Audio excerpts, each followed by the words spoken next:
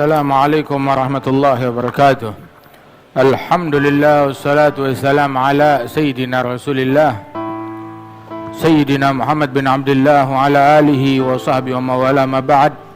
Kita bersyukur kepada Allah subhanahu wa ta'ala di mana di malam hari ini Allah ta'ala kumpulkan kita, insyaAllah Allah ta'ala anugerahkan keridhaan, ampunan, maafnya dan bimbingan taufik hidayah kepada kita sekalian, amin ya rabbal alamin.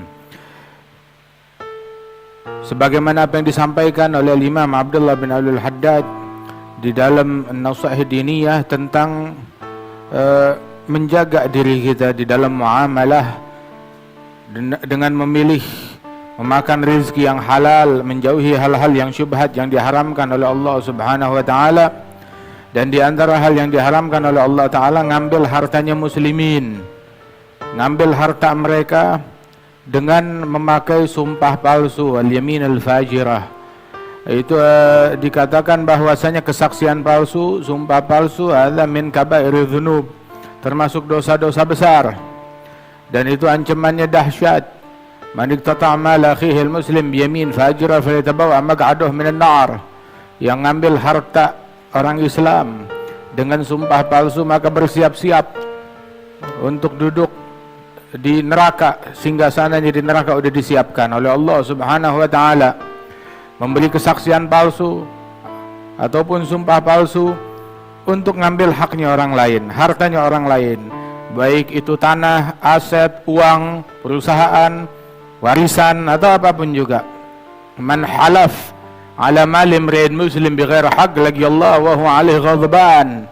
Yang bersumpah atas harta milik orang lain tanpa hak, dia bersumpah, dia mengklaim itu milik dia, maka dia menghadap kepada Allah Ta'ala besok hari kiamat dalam keadaan Allah murka kepada dia, lagi Allah wa huwa alaihi ghadban, dalam keadaan murka, Allah murka kepada hamba tersebut. Dan juga disebut tuh sumpah itu namanya yaminul ghamus. Tahu yaminul ghamus? Sumpah celup. Kenapa disebut sumpah celup? Sebab pelakunya dicelup di neraka. Di dunia dicelup dalam murkanya Allah Subhanahu wa taala. Dan di akhirat dicelup di dalam nerakanya Allah Subhanahu wa taala. Di dunia dicelup dalam dosa, di akhirat dicelup dalam neraka. Waliyadzu billahi min dzalik.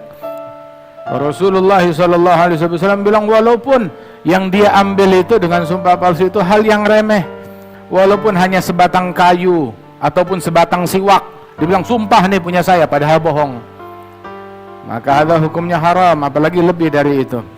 Dan kesaksian palsu itu adalah kesaksian yang batil dan pelakunya dosa, saksinya pun juga berdosa. Itu disamakan oleh Nabi Muhammad SAW. Pelaku sumpah palsu itu dosanya seperti melakukan syirik kepada Allah Ta'ala. Adalat syahadatu zur al-isyraka billah. Adalat syahadatu zur al-isyraka billah. Adalat syahadatu zur al-isyraka billah. 3 kali diulang oleh Rasulullah. Itu kesaksian palsu menyamai syirik kepada Allah Subhanahu wa ta'ala. Na'udzubillah min dzalik. Itu termasuk dosa yang teramat besar. Wa la tazul qadama syahidu zur hatta yujiballahu lahun nar. Dan tidak bergeser telapak kaki, langkah orang yang memberikan kesaksian palsu di pengadilan Allah besok hari kiamat, melainkan hingga turun vonisnya dia berupa masuk dalam neraka. Na'udzubillahi min dzalik. Memberi kesaksian palsu atas tanah kah, atas harta kah, atas warisan kah, atas aset kah, atas perusahaan kah, waliyadzubillahi min dzalik. Itu makan hartanya orang lain secara batil, kesaksian palsu. Begitu juga sogok menyogok, terima sogokan.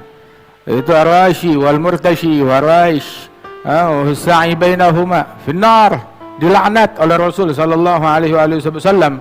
Yang menyogok, yang disogok, yang menjadi perantara sogokan, itu dilaknat oleh Rasul sallallahu alaihi wasallam. Hadayal ummal ghulul, itu hadiah yang diperuntukkan kepada petugas-petugas tersebut, namanya hadiah, tapi sebenarnya itu adalah sogokan.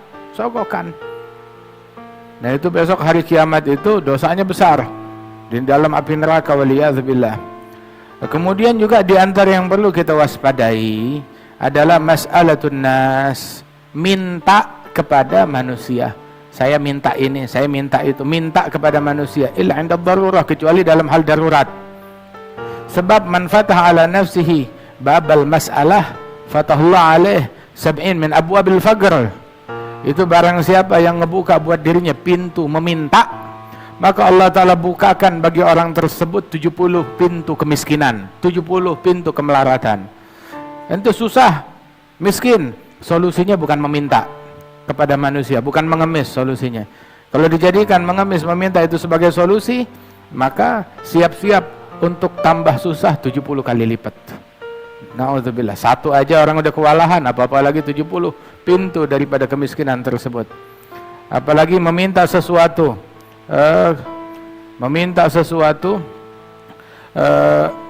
disebutkan oleh Rasul sallallahu alaihi wasallam, la tahillul mas'alah li ghaniyin wala li dhimratin sawi. Itu tidak halal meminta atas nama kemiskinan. Siapa yang tidak halal meminta? Ghani, orang yang kaya, orang yang berkecukupan, nggak boleh meminta. Ataupun orang bukan berkecukupan harta, tetapi diberikan kekuatan untuk bekerja, maka tidak halal bagi mereka untuk meminta atas nama kemiskinan. Kerja, usaha, banting tulang, jadi kulikah, jadi apa, kerja, nggak jadi masalah. Walaupun bentuk pekerjaannya cari kayu bakar, pergi ke hutan, cari ranting, cari kayu bakar, jual, itu jauh lebih baik. Ada satu orang datang kepada Rasulullah sallallahu alaihi wasallam, meminta sesuatu. Ini orang-orang kuat, maka Nabi Muhammad bilang, nih ada uang, tolong belikan apa namanya, kapak, terus batang kayu, belikan mata kapak, kemudian batang kayu sama tali yang kuat. Pergi ke pasar itu orang, dia bawa itu benda ini tiga-tiganya ke hadapan Rasulullah. Kemudian itu benda dipasang, ya, mata kapaknya dipasang di kayu, di batang kayu itu, kemudian diikat untuk menguatkan. Terus Nabi bilang, ini buat kamu, cari kayu bakar. Dia kumpulkan, dia laksanakan perintah Nabi. Udah gitu dia bawa ke hadapan Rasulullah. Nah, sekarang itu kayu bakar, kamu jual di pasar. Dijual, uangnya kamu pakai makan, besok lakukan kayak begitu lagi. Masya Allah, beberapa waktu kemudian dia datang, Masya Allah, malah dia udah bisa berinfak, dia udah bisa bersedekah. Keberkahan daripada usaha tersebut. Galil sedikit usaha kita, akan tetapi rezeki datangnya bukan dari situ, datangnya dari Allah Jalla Jalaluhu Ta'ala Ta'azamatuh. Kita berikhtiar, ya, rezeki diberikan oleh Allah Subhanahu wa Ta'ala. Nah itu Rasul sallallahu alaihi wasallam mengajarkan demikian, la tazalul mas'alah bi ahadikum hatta yalqallahu wa laysa ala wajhi muz'atul lahm. Senantiasa orang minta hingga akhirnya menghadap kepada Allah, sedangkan di wajahnya itu enggak ada satu daging pun yang menempel di wajahnya, cuma tengkorak semuanya, tulang semuanya. Dagingnya mana? Udah habis, mukanya udah habis. Jangan banyak meminta, jangan meminta kecuali untuk hal yang darurat. Mas'alatul ghani nar. Orang yang berkecukupan minta, maka itu adalah api. Maknanya kaya itu berkecukupan bukan kaya raya doang, enggak. Tapi dia berkecukupan, malam ini saya bisa makan, malam ini saya bisa makan. Kalau malam ini dia nggak bisa makan, baru dia boleh meminta atas nama saya miskin, saya nggak punya apa-apa. Tapi malam ini dia punya sesuatu yang bisa dijual untuk makan, baik itu pakaian, baik itu apapun yang bisa dia jual untuk makan, maka diharamkan, tidak halal baginya untuk meminta atas nama kemiskinan tersebut. Mas'alatul ghani, orang yang berkecukupan kayak begini, kalau dia minta, yang dia minta adalah api neraka. Tergantung deh, mau banyak apa dikit. Mintanya banyak, apinya banyak. Mintanya dikit, apinya dikit. Mau banyak atau dikit, semuanya api. Na'udzubillah min dzalik. Tergantung apa yang dia dapat. Dia dapatnya banyak, ya apinya banyak. Dia dapatnya dikit, ya apinya dikit. Rasulullah sallallahu alaihi wasallam ditanya, siapa itu al-ghani? Orang yang berkecukupan, atau bahasa kita orang yang kaya, yang berkecukupan, yang tidak halal meminta atas nama kemiskinan. Siapa orang tersebut? Orang kekayaannya itu seperti apa? Kadar kekayaannya. Maka dijawab oleh Rasul sallallahu alaihi wasallam, gadra ghadaih wa asyaih. Untuk kadar makan siangnya dia, makan malam. Punya makan siang, punya makan malam buat hari tersebut, kaya. Begitu. Atau punya benda untuk dibelikan atau dijual untuk membeli makan siang dan makan malam, dia kaya. Udah, jangan minta sama orang. Sampai ada satu sahabat Rasul sallallahu alaihi wasallam itu lebih ekstrim lagi. Sudah naik di atas kuda, udah naik di atas untanya dia. Ontanya tinggi, naik onta tuh susah. Udah naik di atas onta, ontanya udah berdiri. Tahu-tahu ada barangnya dia, cemetinya jatuh ke bawah. Banyak orang di situ, dia nggak minta tolong sama orang, dia sendiri susah payah turun dari kudanya dia, diambil tuh cemeti, terus dia naik lagi dengan susah payah. Bilang, kenapa nggak bilang? Jadi kamu nggak perlu repot. Maka dijawab bahwasanya bay'atu Rasulullah. Aku membaiat Rasul sallallahu alaihi wasallam. Apa bentuk baiatnya? Allah as'ala ghairallah. Saya membaiat Rasulullah untuk tidak meminta kepada selain Allah apapun, sekecil apapun, seremeh apapun, walaupun minta tolong. Makanya dibilang tuh ada arba atau salas zulluhunna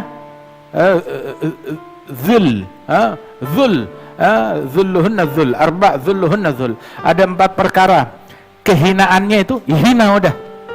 Apa? Itu dibilang as-su'al walau aina tariq. Minta atau nanya, walaupun nanyanya belok mana, jalan kemana. Artinya walaupun memintanya soal, pertanyaannya atau memintanya cuma minta tahu doang, minta cari tahu, minta nanya jalan, walaupun sekecil itu, jangan minta apapun, khalas. Sampai segitunya. Hakadha. Jadi biarin aja tersesat. Enggak, bukan begitu. Ya cari tahu, fas'alu ahla dzikri in kuntum la ta'lamun. Tapi maknanya sebisa mungkin menghindari permintaan, minta ini, minta itu, apalagi minta uang, minta harta, lah. Jangan minta apapun kepada manusia. Sebab manusia tuh sampai dibilang la tas'alanna bunayya adama hajatan fas'alladzi abwabuhu la tuhjabu wallahu yaghdabu in tarakta su'alahu wa bunayya adama hina sa'altahu yaghdabu. Jangan minta hajat apapun kepada anak Adam, minta kepada Allah yang pintunya nggak pernah ketutup. Itu kalau kita nggak minta kepada Allah, Allah murka. Anak Adam makin kita minta, sekali sabar, 2 kali masih ada senyum, besok-besok udah nggak ada senyumnya lagi. Jangan minta apapun udah. Jangan minta kepada manusia. Mintalah kepada Allah Subhanahu wa taala. Nabi sampai bilang, la an ya'khudha ahadukum hablahu fayahtatib khair lahu min an layas'al min ayyas 'alan nasa a'tau mana'u. Lebih baik kalian ambil tali untuk cari kayu bakar, untuk ngikat kayu bakar yang dia temukan di hutan, itu masih lebih baik daripada dia minta ngemis kepada manusia, baik dikasih ataupun apa namanya ditolak. Istaghnu 'anil nas walau bisyaus as-siwak. Jangan minta sama orang, jangan sampai ngemis, jangan sampai butuh kepada manusia. Walaupun bentuk istighnanya nggak perlu kepada manusia, nggak meminta kepada manusia. Walaupun cuma sekedar apa namanya, untuk tahu siwak, bukan minta siwak, minjem siwak, sekali gitu doang, nyolek gitu doang. Walaupun bentuk permintaannya kayak begitu. Jangan butuh, jangan sampai kita jadi berhajat kepada manusia. Jangan. Makanya tuh guru-guru kita tuh bilang tuh, jangan minta sama orang. Tapi kalau dikasih, jangan nolak. Kalau ada, jangan nyimpen, berbagi. Jangan minta, jangan nolak, jangan nyimpen. Apabila ada orang ngasih dari jalan yang baik, jalan yang bagus, begitu, dengan niat baik dia, apalagi ngasihnya nggak pakai syarat, nggak pakai ngatur. Soalnya ada orang ngasih pakai ngatur. Ini gue kasih, tapi kamu bela calonnya saya. Begitu. Atau ngatur, ngasih sesuatu ngatur, ini buat begini, tapi entar kalau apa namanya bikin sesuatu, ente jangan ceramah gini, jangan ngomong gini, lu makan duit lu sono. Jangan pakai ngatur. Jangan pakai ngatur. Kata, mau ngasih, nggak pakai ngatur. Dari siapapun. Kalau ada orang ngasih dari jalan yang baik, nggak pakai ngatur dalam pemberiannya tersebut, jangan ditolak. Jangan ditolak, terima. Selama kita tahu ini dari jalan yang baik, begitu. Juga ngasihnya dengan cara baik-baik, nggak pakai ngatur, terima. Ada minallah, dari Allah subhanahu wa ta'ala. Itu satu.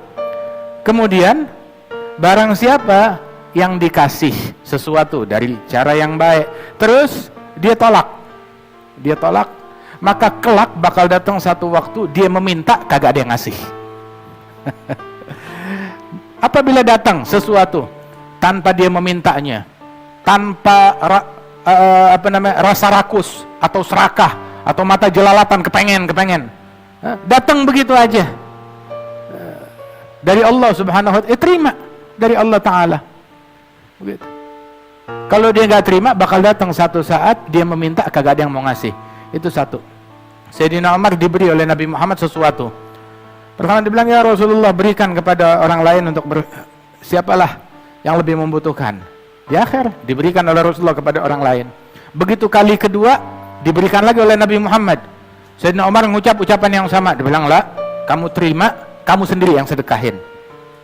Terima, kamu sendiri yang sedekahkan kepada orang yang kalau ada datang sesuatu, ya terima. Ente mau sedekahin, ntar kamu sedekahin kepada siapapun yang dikehendaki. Jangan ditolak pemberian tersebut. Hakadha. Terus apa yang kita punya, jangan kita simpan, berbagi apa yang kita miliki tersebut. Walidzalik kan Al-Habib Abdul Qadir bin Ahmad As-Saggaf, itu beliau pernah lagi tawaf sama istrinya. Tahu-tahu ada orang ngasih duit. Lagi tawaf depan Ka'bah dengan pakaian ihramnya, ada orang ngasih duit. Nah, ngelihat orang tua, sepuh, wah miskin kali ini, kasih duit. Wal Habib Abdul Qadir, hatta Masya Allah, orang-orang besar, pejabat-pejabat besar tunduk kepada beliau. Dikasih duit 10 rial, 10 rial, tahu 10 rial? 25.000, 30.000 kalau sekarang. Ya akhir diterima oleh beliau. Itu istrinya bilang, kurang ajar, nggak menghargai kita, nggak sopan, dikiranya kita pengemis, ngasih 10 rial lagi. Begitu. Habib Abdul Qadir bilang, lah, terima. Hadza min Allah. Terima dari Allah subhanahu wa ta'ala. Dengan kita terima, dia juga senang. Udah, alhamdulillah. Dia niatnya bagus, niatnya tulus, terima aja. Wahakadha. Subhanallah. Hakadha, mudah-mudahan Allah Ta'ala berikan taufik dan bimbingan kepada kita sekalian. Ya, insyaallah Maulid hari Ahad ini Allah Ta'ala berikan berkah bagi kita sekalian, dan Allah Subhanahu wa Ta'ala insyaallah hadirkan Rasulullah sallallahu alaihi wasallam di majlis kita. Amin ya rabbal alamin.